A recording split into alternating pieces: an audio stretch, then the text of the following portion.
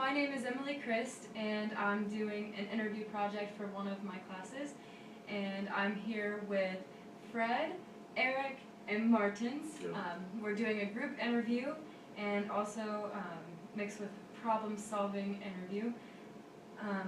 We're going to start with Martins. He'll tell you a little bit about himself. No, Martins. Martins. Yeah. I'm Martins Ezewoku. I'm a Nigerian. I study quantity surveying and also business administration at the University of Benin. I'm a practicing quantity surveyor and also doing a contracted business in Warri, Nigeria. I'm one of the co-founders of Cornerstone Wolf Orphanage in Benin City, Nigeria. Date back 2005, when my friend Eric Iden brought the vision of the orphanage into focus. I brought my way into the orphanage. The orphanage is about sharing love. It's humanitarian service, which covers all aspects of charitable work about those orphans who have been abandoned, who have been depleted of love. We are happy today that we have come to a climax whereby our feelings all over the world has now made some impact. In fact, it is the drive of sharing love that made us to gather together here in company of our friend who is a volunteer of the orphanage, Emily Chris. She paid a visit to us at the orphanage, and we have a great time. Here we are in Iowa. We have just had another gala night all for the orphanage. We have had a good time. We have just finished from church service. Thank you. Fred, you want to tell a little bit about your background? Yes, my name is Fred Iden. I'm the younger sibling to Eric Iden, right by my side here. I left Nigeria in 1995 to various African countries, starting from Benin Republic, Togo, Ghana, Cameroon, Senegal, Gambia, and all for economic purpose, trying to struggle, to make ends meet. Found myself in 1997 in Ukraine with my elder brother here, Eric. We continued the struggle, and the struggling never stopped. From Ukraine, I traveled to Hungary, from Hungary to Poland, and from Poland to Slovakia, from Slovakia to Slovenia, and to Italy. I spent 4 years in Italy, and I worked as a metal mechanic. We're producing cars, engines, and other various accessories to Ferrari. That was a different turning point in my life until I had a terrible accident. I lost my thumb. Happily, it's back on anyway. So I decided to move out of Italy in an attempt to further my education. So I chose the United Kingdom. So I arrived in the United Kingdom the year 2000. And that's where I live at the moment with my family. I've got a wife and 3 kids, a son and 2 daughters. Cornerstone of Hope came into play when my elder brother here, Eric, came up one night and said, how do we give back to the poor? But we're not rich, but we still need to give back to the poor. Because within the poor, you've got the poor. So how do we give back? So he came up with the idea. The starting point was to convert our family home into an orphanage home. Far back in Nigeria, the reality is we were completely mad. How come you're going to convert your family home into an orphanage? You are struggling. So what are you talking about? But the dream was there. And it started. And it became very big with the support of everyone. Back here in the United States and all over the world. Because of my nature of travel, being to so many countries and speak so many languages, I decided to go into travel and tourism as a profession, which I studied at the University of Bournemouth. And the sole purpose why I went into travel and tourism, not to work with tourism industry, but is to be able to give back in terms of advice on traveling. Because charity work comes with traveling. Emily Christia has been very great to the family and the orphanage. I understand she's traveled to Nigeria, you know, and had good time, sacrificed her time, and with the support of her family as well. That was great, and that's where I should come in, or that's where I come in. Okay, we're looking at expanding to Senegal. I've been to Senegal, I've lived in Senegal, I've lived in Dakar. I can tell you much about Dakar. I speak French and I speak a little bit of Wolof, which is a local language. So that was the reason why I studied tourism, just to be able to give back and give advice. We have few people yesterday during the event planning to travel back home to support the organization. Again, travel advice is part of the most important key to this whole chain. So that's where I also come in. It has been very, very great where people, you know, sacrifice their time. A very classic example, Emily Christia, you know, been with us since yesterday. The adage that goes, time is money. Yes, you've donated your time. Jason here has donated his time. Martins, Eric, myself, we've donated our time. It's money, but it's not in cash, but in kind. So, a very big thank you to Emily, and I greatly believe you go back to Ohio with this message, and we, you know, thank everyone that has been supporting you to be able to be here today as well, and I will go back to the United Kingdom with this great a moment and great experience, and I believe and hope we all meet again in the next event, happily like this, to be able to give further a testimony and good news. Thank you very much. Thank you. Eric, would you like to share some yourself with? Well, yes. My name is Eric Aidehen. I'm very fortunate to work with Emily in what I call ministry for Cornerstone of Hope Orphanage. I am originally from Nigeria, but I live here now in Des Moines, Iowa. I'm listed here for the event, and we had a great time yesterday talking to people about the way we serve the orphans and how they can help. That's my way of giving back. I don't need anybody to thank me for that, because all I'm trying to do is I'm trying to look at this world through the eye of the orphan. I'm not an orphan, but grew up poor. Like my brother Fred said, we didn't have when we started this organization, but with the help of people like Martins, who was my friend from college, and still my friend and brother today, with help from them and others, we were able to help these kids. I live here in Des Moines, Iowa with my wife, and we have 3 boys, ages 12, 13, 14, very active in soccer. That is all we do in my house. Here I work as branch sales manager for Bank of the West. Emily Chris has come to challenge me because she started participating in giving back at an early age, and I cannot remember what I did when I was in Emily's age.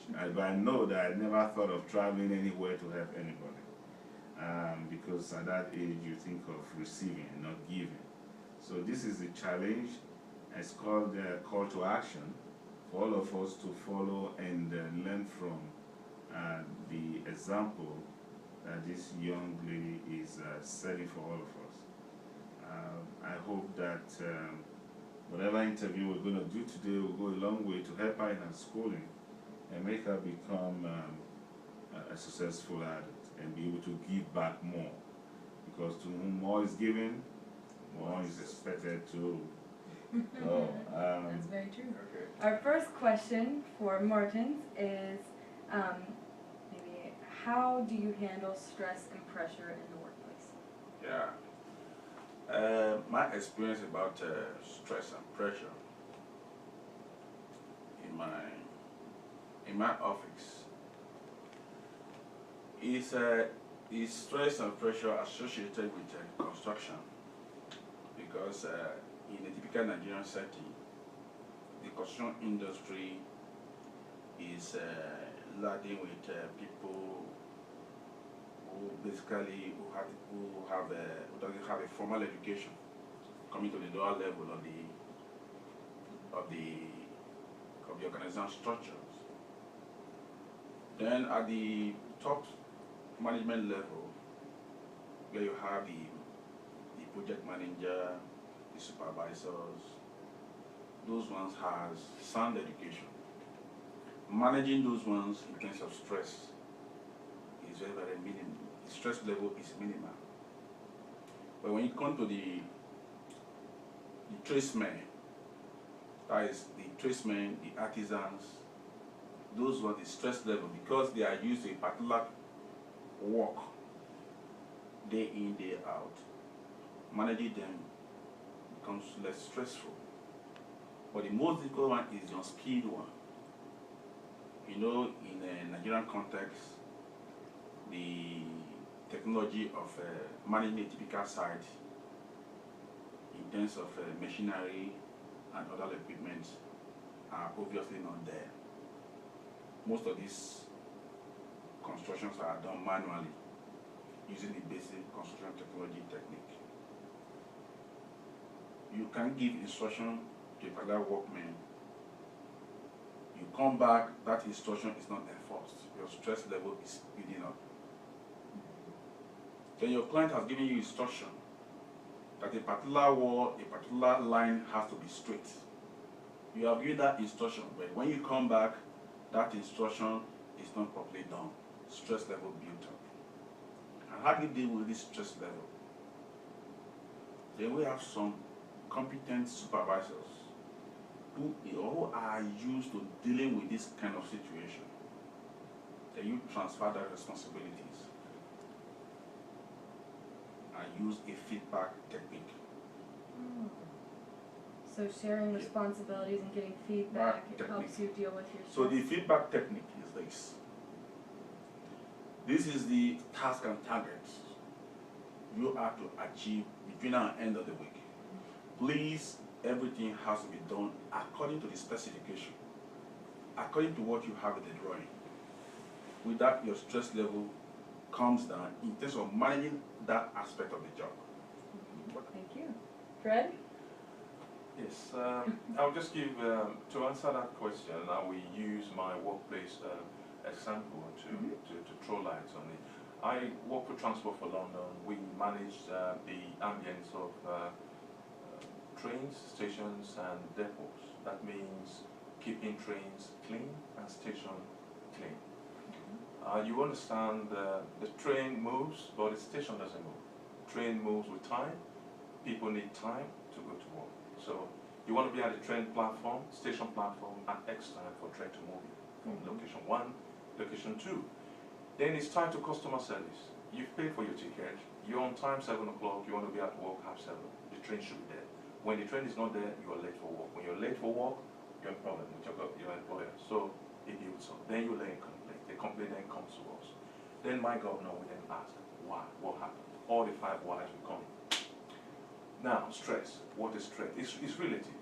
It depends on the perspective you want to build it from. It could be from yourself, time management failure. You want to do things at the last time, at last minute. Then the pressure will be times 10. You manage your time, do things ahead of time. Then you go to sit back, relax, and double check delegations to make sure things are going the right way. On the other hand, you need to manage people to deliver your target. So that's the most difficult part of it. managing people. You're managing people with different backgrounds, cultures, upbringings, and behaviors. So, going back to the area of stress, if you have a particular group of people who have probably formed an attitude that becomes into a very difficult behavior, into a cognitive behavior, then it is then difficult for you to be able to utilize those resources to deliver your targets. And when you are not meeting up your targets, then the stress starts building. How do you address those problems? You might want to implement change management. We all know change management is another issue entirely on its own. How you implement it and how you monitor it to deliver the same target is all problems. With the legal wranglings around work environments, health and safety as well, because the stress then it's both ways. Your employees, your colleague, and yourself. So, addressing stress, I would say prioritize. What is it that you need to do? Okay, I've been asked to clean this room. What time have I been given? 30 minutes. Set up a plan. Is it feasible or it's not? If not, why? If it is, yes, how long will it take you? When it's done, there needs to be an audit trail. You need to audit. You need to inspect. You need to double check to make sure you're on target. So once you prioritize, with that priorities you've written down and you've checked to make sure they are all in line, then you'll be able to determine if you're online or not. If you're not in line, then you ask for help. It is always important to ask for help. You've been set a target, you can't just say, yes sir, I will do it. If you're not able to do it, shout on time in order to be able to ask for help. So in summary and in conclusion, stress depends on how you manage the particular object that leads to stress or that take you out of the stress. And it has to do with your interpersonal skills, all the strategies you want to implement, and your discipline, self-discipline and discipline around you, and your assumptions and beliefs about that particular stress. Not taking it personal, see it as it comes to a normal job, and how you handle it, how you intend to put things in place to make sure you minimize. Because most times you can't really remove stress because it's attached to modern days jobs. But how do you minimize the stress in order not to have an adverse effect on you and your colleagues? All right, thank you. And what about you, Eric? Well, for me, it's relative. Relative because I use my workplace, for example. I mean, for the case of this study we're doing, I believe that you prioritize. There are so many times where I work in a sales environment where you meet your goals, the goals keep going up. And when you don't meet the extended goal, which is just a change, then you'll be asked if there's anything the company can do to assist. So when it comes to handling stress, I prioritize and try to work within that boundaries. Otherwise, it's difficult to do. So I also make sure that people that work under me with the right reports are happy and be able, but when they're happy, that's when you'll be happy.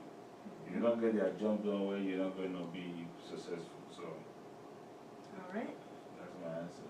I like it. The steps you take to anticipate risks. Okay. First of all,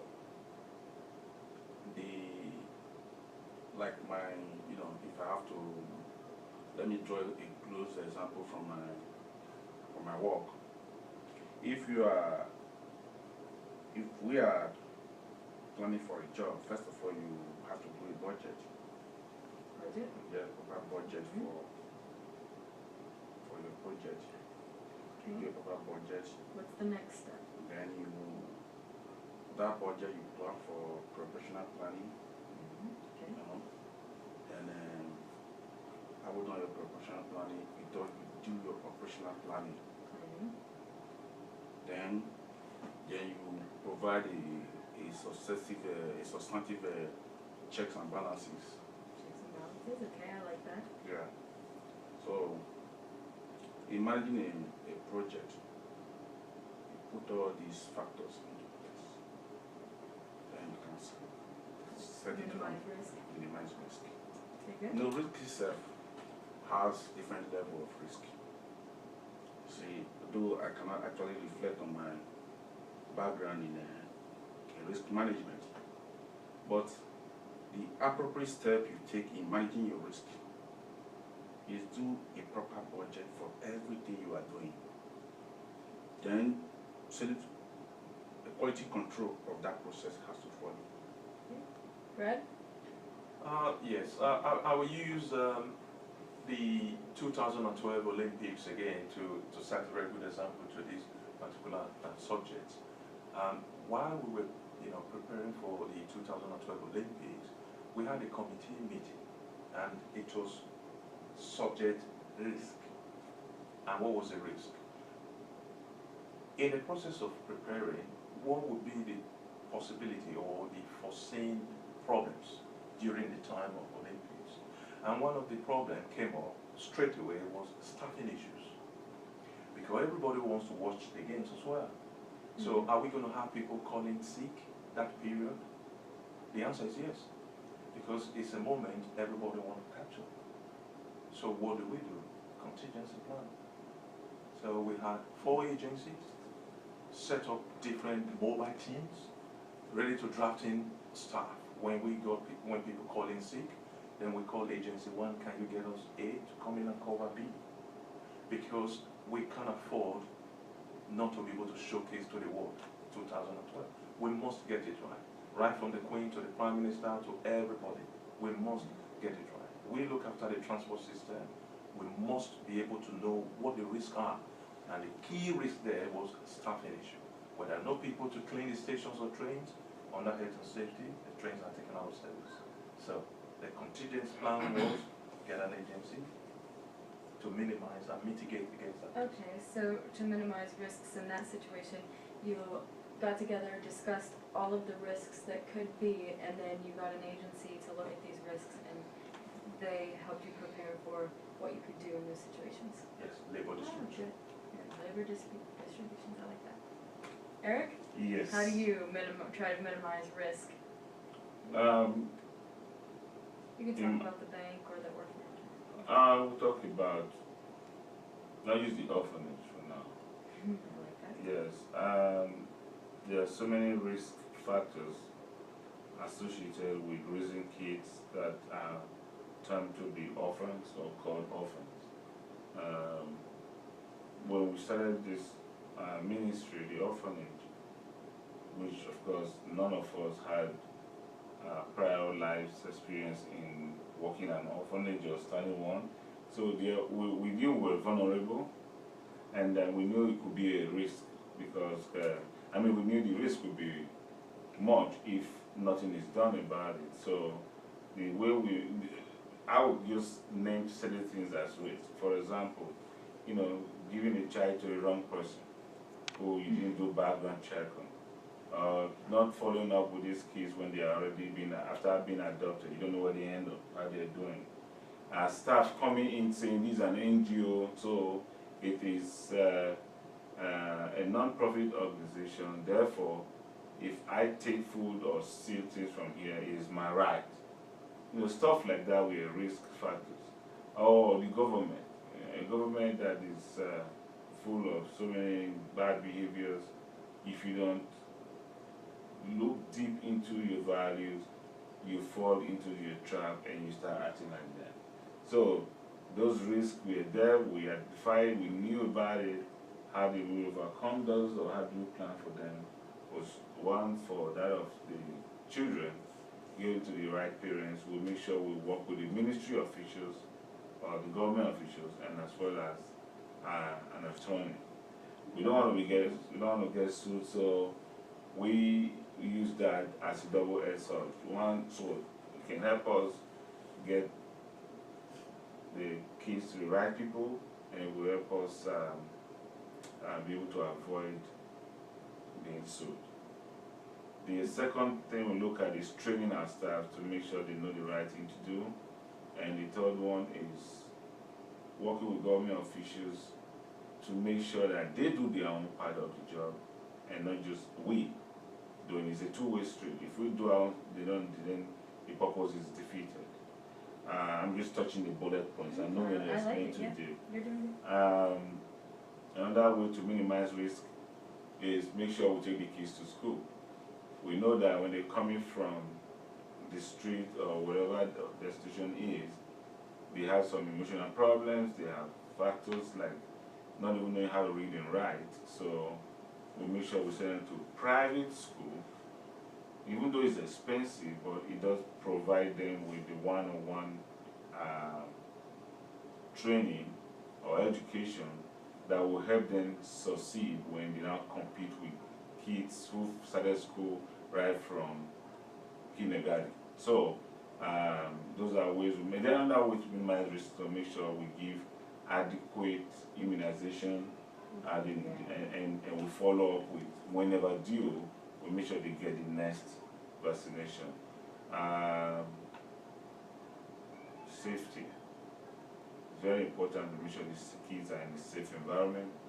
So we minimize risk by making sure that all electrical appliances are kept out of reach of kids and or they are proofed, danger proof. Good. That's it. Good.